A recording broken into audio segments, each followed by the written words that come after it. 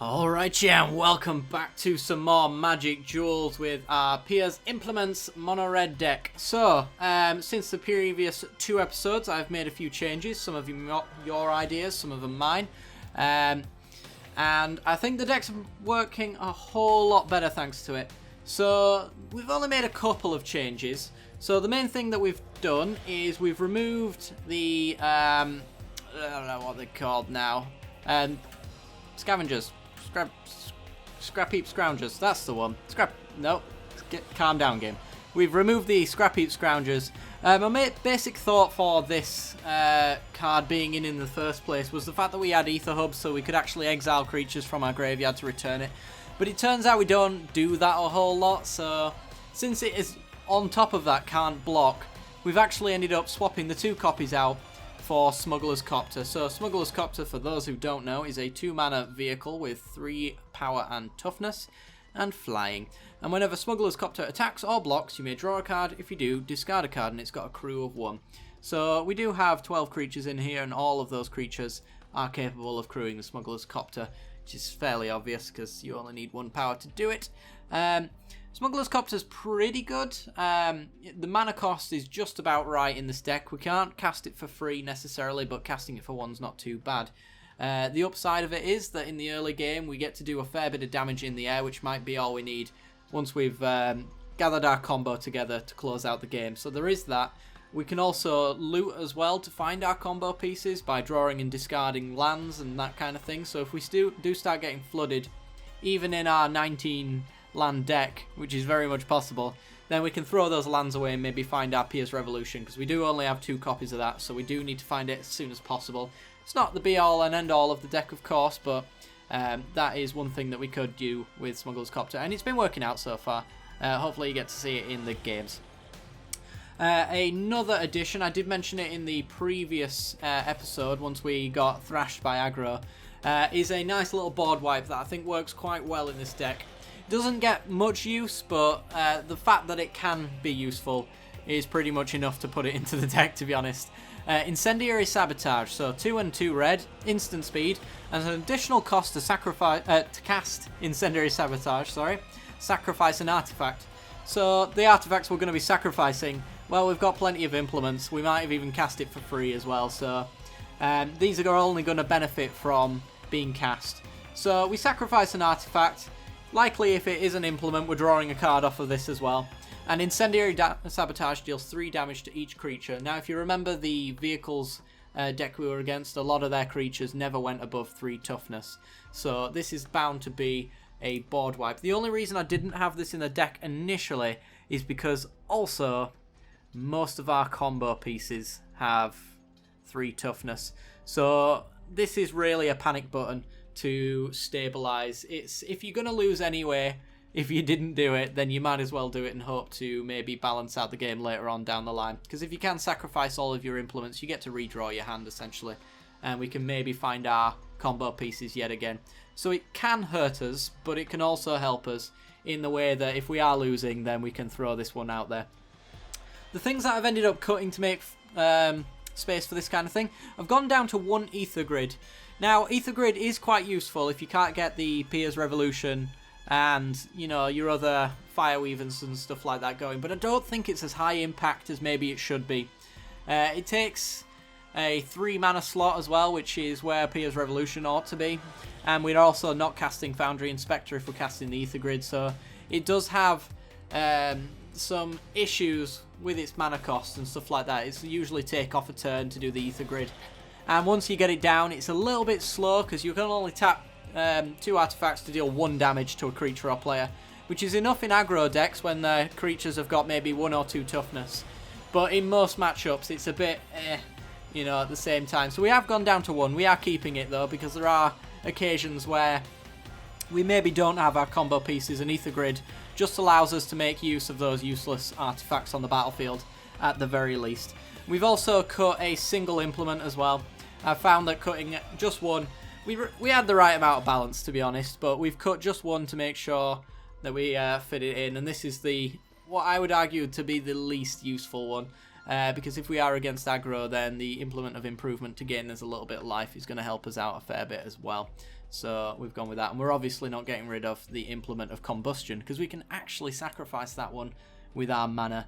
So I've gone down a single one. We do still have the Alchemist Vials as well, so you could debate getting rid of an Alchemist Vial to put the other implement in. But the Alchemist Vial does have the upside of drawing as it enters, not as it leaves. So that's the reason why I've kept the Alchemist Vials over the implements. It seemed to work out. I've not really noticed any downside to any of our combo pieces.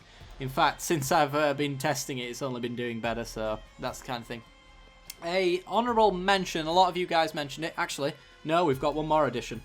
We've messed with the lands a little bit. We've got Crumbling Vestiges. Well, I'm only running 2 at the moment, but we might want to run a little bit more.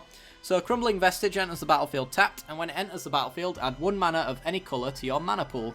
And then for the rest of the game, it adds colourless. So Crumbling Vestige, the main reason to add it, and the main reason I'm trying it out, is because if we do want to sacrifice one of our implements, we can actually add the mana of whatever colour we want to our mana pool right at the very beginning. Otherwise, we can just add red, so it's kind of like having a mountain on play anyway, if we need it to be. And it's, although it does enter play tapped, it's not really a tap land in that sense, because it's going to add that mana to our mana pool. So as long as we play it at the right time, we're going to have the mana to use it. So it allows us to access some of the implements that we can't normally cast, and doesn't really hurt us in the long run. Also, with Thalia, even if it does enter the battlefield tapped, because it is a non-basic, we still get that mana pool cost. So, you know, it's not really hurting us when it comes to Thalia making our non-basics come into play tapped, because it's still going to give us that mana pool, which is pretty sweet. Yes, honourable mentions, as I was saying. Walking Ballista, you guys mentioned that this might be pretty good in the deck, and although it kind of seems like it should be, it's not really been working out for me. So Walking Ballista is an XX artifact creature that is a 0/0, and it enters the battlefield with X +1/+1 counter, X +1/+1 counters on it. So to get it out as a 1/1, we have to pay 2, essentially. We can pay 4 to put a counter on it, but we'll never do that. And we'll also has the ability to remove a 1/1 counter from it to deal 1 damage to target creature or player. So many of you guys argued that because it is a 0 cast, it could go quite well with Reckless Fireweaver and stuff like that. Especially if you have Pia's Revolution, you can just cast it for 0, and if they want to take 3 damage, then they can. The downside to it, though, is if we don't have a Pia's Revolution on the battlefield and we cast it for 0, it's just 1 damage on a Fireweaver, and that's it. That's where it ends. Also, we can't really make it free in the same way that we can any of our implements, because if you've noticed in any of the games, even our 2 mana cost artifacts very rarely come into play for free. So when it comes to the Walking Ballista, if you did want to get it out as a 1/1 to sacrifice it to deal that 1 damage, you'd still have to pay 1 mana, which is, with our low land count, we can only do it once or twice maybe in a turn, and yet again they can just pay the 3 to stop that from happening. So it does kind of have a synergy with the deck, but just doesn't completely synergize, and that meant if I wanted to put it in, I would have to cut things like our implements just to make sure that it fit right. So you could try it out if you want. It's not really been working out for me personally, but you never know. Anyway, guys, without further ado, let's get into the game, shall we? Let's see the new deck. Alright, we're back in and we're on the draw. We've got 3 lands, we've got a Sacrifice Outlet, plenty of artifacts, and an Ether Grid. So we can do a fair bit of damage. We can also sacrifice the servo schematic and get more servos, so yeah, sure. Still missing a few pieces here and there, but if we can get like a Pia's Revolution, then this hand is pretty sweet. More servo schematics. Okay, play mountain. Opponent's on black-white, so allies, life drain, maybe more than that. We'll see. Black-white into Shadows of the Past. Okay. Could also be Fabricate as well, I think. There's a black-white variation of that, I think. Renegade map. Hello. Do I want to put you down, though? Or do I just want a Rogue's Passage into an Alchemist Vial and get a redraw? I guess we'll go with a redraw. We'll play the Rogue's Passage. If I play Inventor's Fair, then he knows I'm going to be running a lot of artifacts. Which he doesn't need to know that kind of information just yet. since it doesn't really help us either. And we draw an implement. Not bad. With the Ravenous Intruder, that's a redraw. And planes and pass. Okay. This might be control then, maybe. Well, mountain. And I guess we'll throw down the servo schematics now. If he's waiting on us to play a creature to remove it, then let's throw pathetic servos in his face. And then we can actually ether grid and just hit him for that kind of thing as well, tapping him down. So, servo schematic. Get ourselves a servo. And you know what, let's play the Renegade map as well. We might need that land. Okay. See what he's got. Nothing on end step. Didn't expect anything. I mean, is he going to murder a servo? Probably not. Plays a land. If he goes to pass here, then he's definitely playing control. Yeah. He's just waiting on a decent creature to hit. We're not going to give him that. Ah, Anguished Unmaking as well. Makes Pier's Revolution not so good. Well, Inventor's Fair, that's 4 artifacts, so we can start gaining life while he's waiting on us to do something interesting. And swinging for 1. See if he wants to throw a murder at it. I'm guessing no. I was right. Let's play another servo schematic.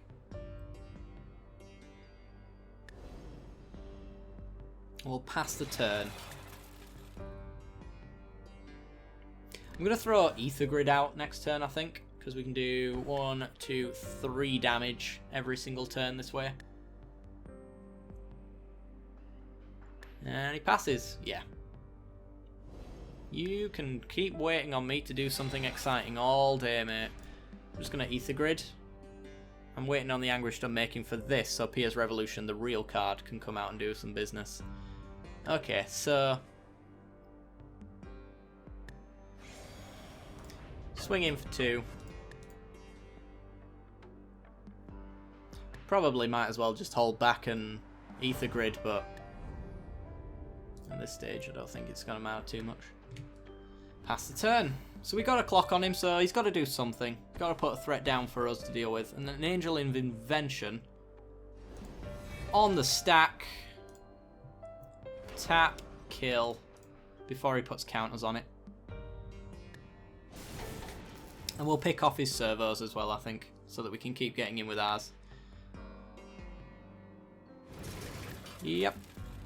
So, kill one of them as well.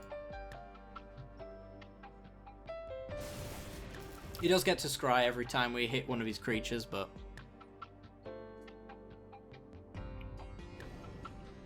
I feel in this current situation where we're doing very little, oh, we've got the combo. We just need to last long enough. So, Ether Grid.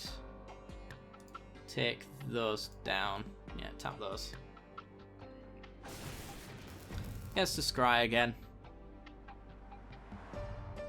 I'm just going to keep throwing down servo schematics for him. I'm sure he's going to appreciate that. This must be a control player's nightmare. I bet that hand is full of really, really expensive in real term money removal spells. Anguished Unmakings. And, you know, that kind of thing. It's just, we'll just keep throwing servos down and he's probably going to hate us. Alright. But, we're getting there. We're gaining more life and he's losing it. Languish. Yep. Alright. 1 damage to you. Tap those. And an Anguished Unmaking. Yes! Alright, okay. We're doing it. We're actually going to keep... sack the Renegade map so that we've got 3, 4, 5 mana. 3 for 5 with the Ravenous Intruder. Sack the Implements. Yeah, we're not going to use the thing here because I want to sack the Renegade map instead and get a mountain.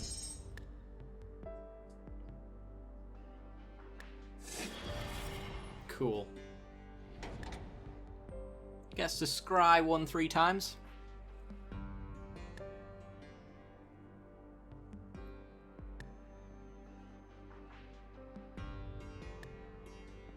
Okay, so we gain 1 life. An ether hub, eh? That better than a mountain? I'm not quite sure. So we have the 3 mana for the Foundry Inspector. We play a land, we've got the 2 mana for the Ravenous Intruder, and then our implement's free. We can use a Ravenous Intruder to sack all of the schematics to get more servos onto the board. And if we can land a Piers Revolution on the turn after, then it'll hurt quite dearly. Yeah, I think that's what I want to do. So we're going to play the Intruder and the Inspector and not sack the schematics unless he goes to kill my Intruder. If he goes to kill my Intruder, then we'll sack them. And we'll play the Implement as well because we can. Because if he doesn't kill the Intruder, then we'll play Piers Revolution, and then every single servo schematic's 3 points of damage, plus the implements as well. Bruna, getting back. What was the creature? Oh, it was the Angel of Invention. Yeah, that's fine. Actually, could care arguably a little bit less than I do right now. Right, Piers Revolution. And a mountain. And let's start sacking, shall we? So, sack the servo schematic. Do you want to pay 3 life to give me that back? So I can recast it?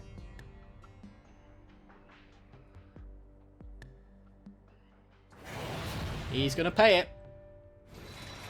So we get a servo, we pump up our creature. Do you want to pay 3 life? Or do you want to give us that servo schematic back?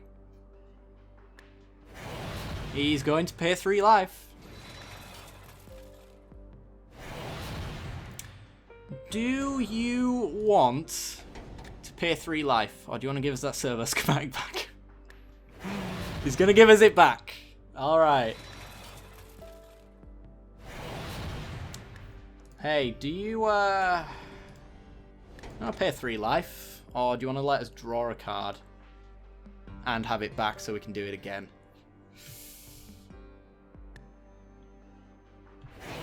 Oh, he's letting us have it back. So we get to draw a card. That's a Renegade map. So we're going to play that Implement for free. And we're going to sack that Implement. Do you want to pay 3 life? Or do you want to give me it back? He's paying that 3. Can't afford to do it anymore. So we'll play out our servo schematic. And we'll play out our Renegade map. So he's going to need a board wipe here, pretty much. Yeah. I think we're in a good spot. Cool. Swing for 11.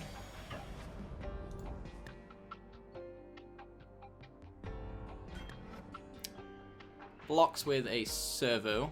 Sure. Scries 1. Alright, pass the turn.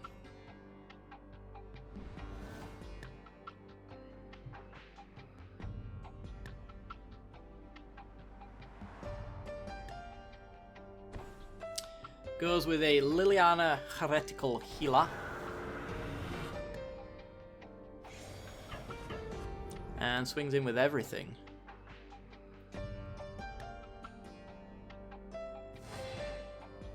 Up to 4. And an Oath of Liliana.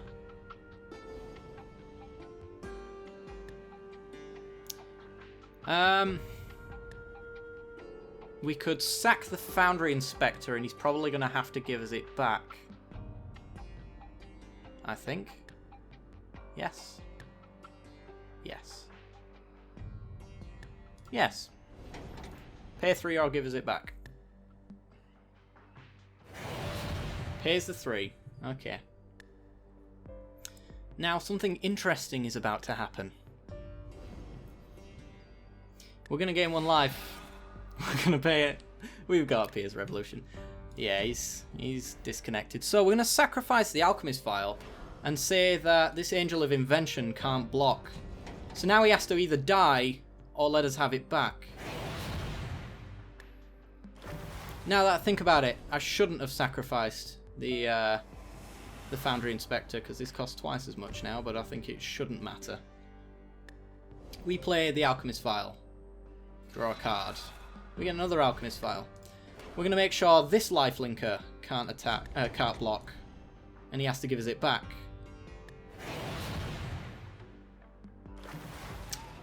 We're then going to play Alchemist File.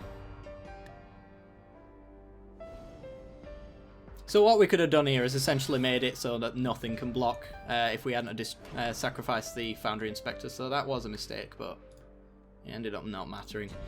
And do you want to pay 3 life, or do you want to let us have that back? Cool. Alright, so now only the servo can block. We have plenty of blockers to push through. And we're just going to swing in for victory. Skadoosh. And blocks. And dies. GG.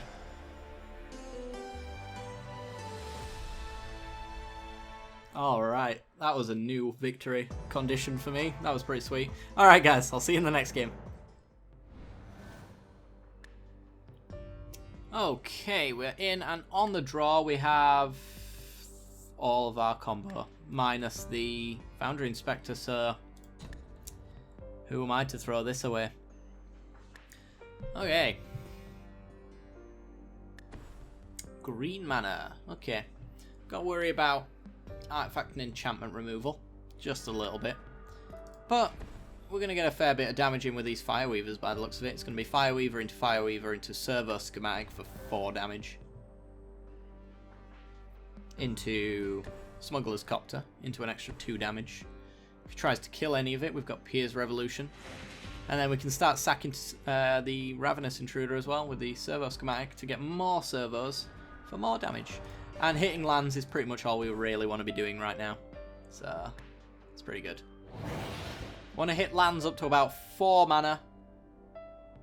Give or take. Maybe 5 if one of them's a Rogue's Passage. And then never want to see lands again. Just want to see implements and other assorted artifacts. Okay, opponents on blue-green energy is my guess. The Long Tusk Cub.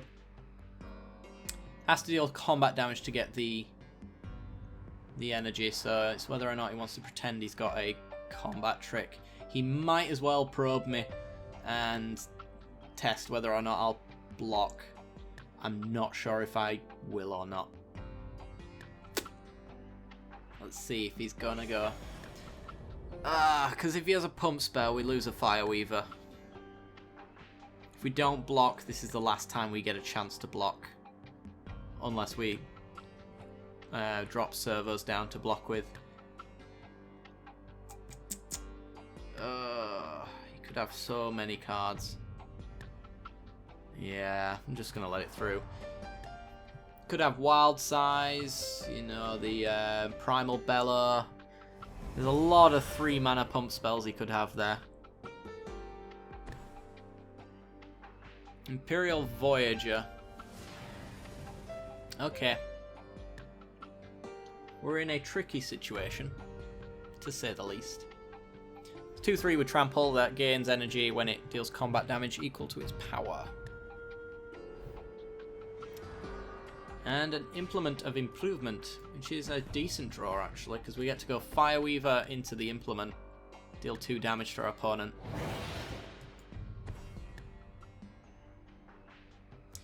I'm I'm hoping for a land next turn. A land means Ravenous Intruder into Servo Schematic, sack the Servo Schematic, and get a lot more, and a redraw with the Implement. However, the chances of me actually... there's no point in attacking. The chances of me actually sacking on that point in time, though, is quite low, because I want to get Piers Revolution down to see if our opponent wants to give us the cards back. You never know. Okay, so he's going to be able to get in for 4 here, 5 if he spends his energy. We're going to let it through for now. Might be a mistake, but we're not going to pay for it until very late into the game, when he's actually going to make use of that energy. Up to 6. And by that point, we might have our combo settled, and it won't matter how much energy he's got. Thriving Rhino gets him 2 energy, and when he attacks, he gets to pay 2 to put a counter on it. He's got all the energy he's going to need for quite some time. Land, land, land. Might have been the worst card. Might have been the worst card we wanted to see right now. Right. In that case, we could Piers Revolution, which does nothing, can potentially just wreck Sage to get rid of it, right then and there. Ether Grid does nothing, right now anyway.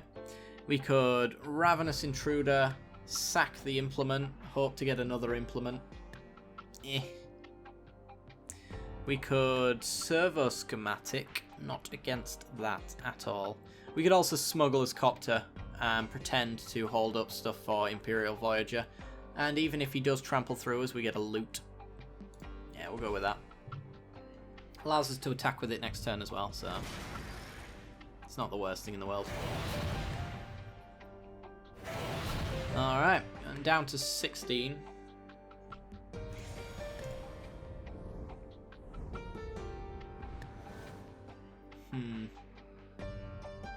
Still want to see a land though. A land would be great.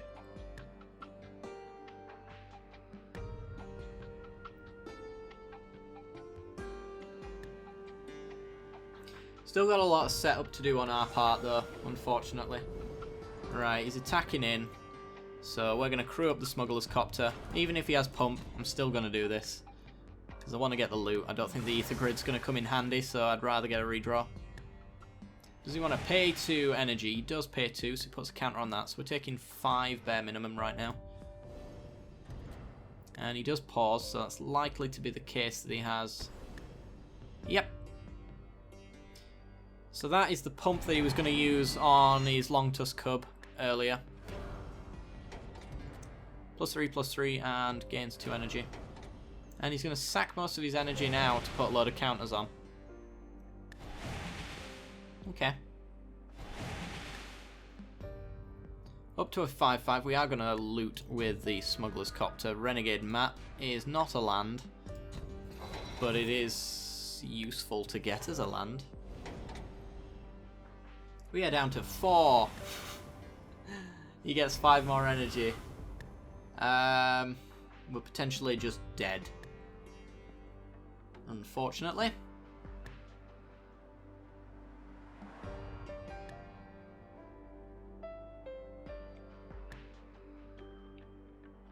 Got anything to do, opponent? Seems like you might. Unless he's forgotten that he's holding priority with this Longtusk Cub's sack ability, which might be the case. Land. Okay. We may still be dead. We may still be dead, but this is a shining light in an otherwise dire world. So we get a servo schematic, which gets us a servo to block. We can also sack with the Ravenous Intruder to maybe go over the top of his Longtusk Cub, I think. And we also deal a little bit of damage as well, while we're at it. So, that'll be 2, 4, 6, 8, 10.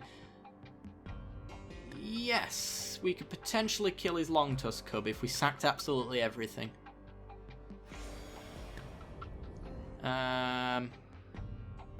Swinging in with one seems fine. We might need to chump block. Actually, we can't block the flyer, so we might as well swing in with both because we can only block the 2 creatures.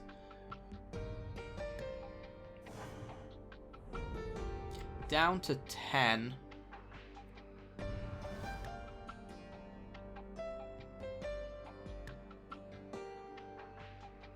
We just need to live.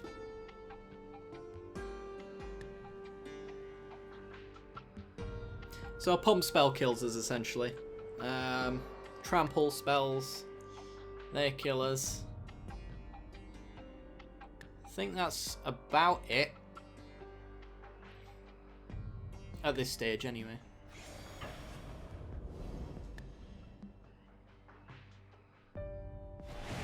Okay. And if we see a pump spell here, we're dead. He's pumping pre-combat with his energy, which is fine, I guess. Alright, we're going to block, wait, and sack. Sack this, +2/+2. Sack this, +2/+2. Ping him for 2 damage.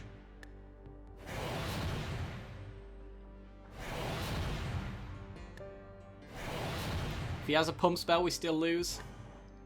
He does not. Okay, so Bristling Hydra. How do we get out of this? Does a key to the city do it? I think a key to the city wins right now on this board state. Because we play key, we discard the Pier's Revolution, play the Renegade map, sack all 3, double Pier's Revolution.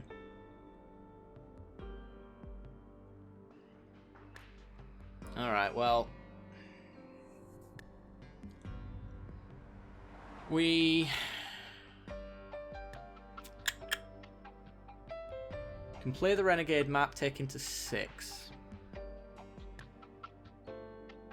We can attack him with everything, take him to 3. So if I play Pier's Revolution and the Renegade map,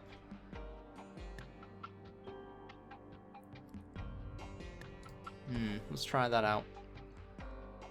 Pier's Revolution, Renegade map for 2 damage down to 6.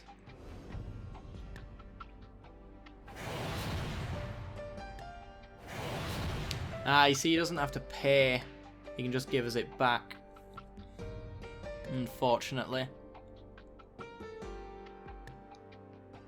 So we're dead in the air. We might as well swing and see how he chooses to block. If it matters, it doesn't. But, yeah. A key to the city would have won it there, because we could have made the Ravenous Intruder unblockable and sacked everything to it.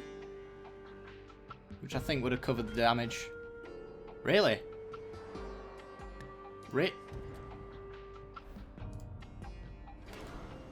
Extra 2. Extra 2.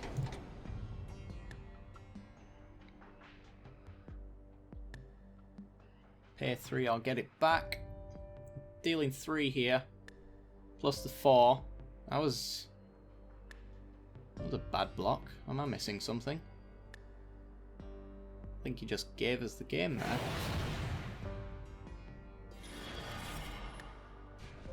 Or am I just doing bad maths? No. No, he's just giving us the game. Okay. 5, 6, 7, dead. Alright. Fair enough. Alright guys, that's going to do it for today's episode. So if you did enjoy the content, then be sure to leave a like. It helps me out a great deal. Lets me know you're enjoying the series. As always, be sure to subscribe for some more Magic Duels content every single week. And hit the little bell icon right next to the subscription button to be notified when I release new videos. Alright guys, hope you enjoyed, and I'll see you next time. Bye bye.